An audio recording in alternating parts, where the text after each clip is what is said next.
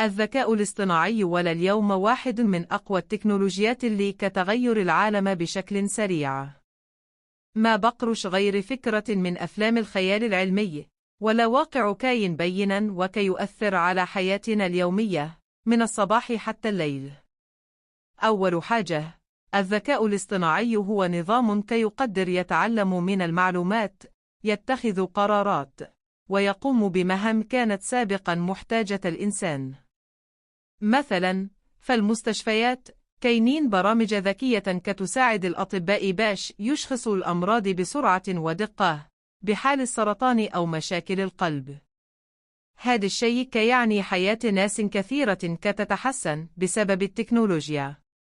في التعليم، الذكاء الاصطناعي يقدم طرق تعلم مخصصة لكل طالب حسب مستواه، الاهتمامات ديالو، والسرعة ديالو في الفهم. هذا الشيء كيعطي فرص أكبر للطلاب باش يحققوا النجاح بلا ما يحسوا بالإحباط. وما نساوش الاقتصاد.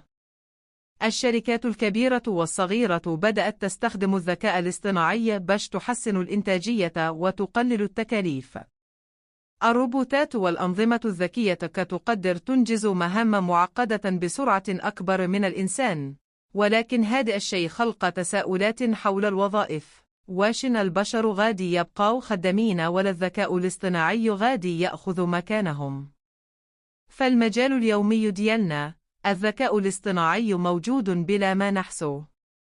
من التطبيقات اللي كتعرفنا على الموسيقى اللي ممكن تعجبنا، للخرائط اللي كتعطينا أسرع طريق، للسيارات الذاتية القيادة اللي كتجربها بعض المدن الكبرى.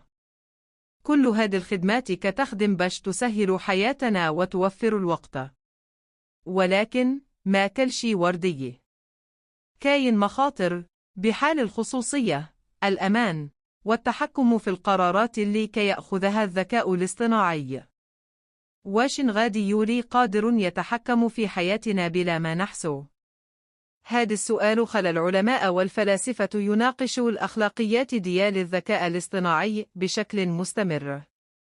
فالمستقبل القريب، الذكاء الاصطناعي غادي يكون جزء لا يتجزأ من حياتنا اليومية، سواء في الصحة، التعليم، النقل، أو حتى الترفيه. وهذا التطور كيتطلب منا نفهم التكنولوجيا باش نستغلها بطريقة صحيحة وما نوقعوش في المشاكل. الخلاصة، الذكاء الاصطناعي هو قوة كبيرة وكيجلب فرص ومخاطر. اللي يقدر ينجح هو اللي يتعلم كيفاش يستعمل هذه التكنولوجيا بطريقة ذكية وأخلاقية باش يستنفذ من التطور ويضمن مستقبل أفضل للجيل الجاي.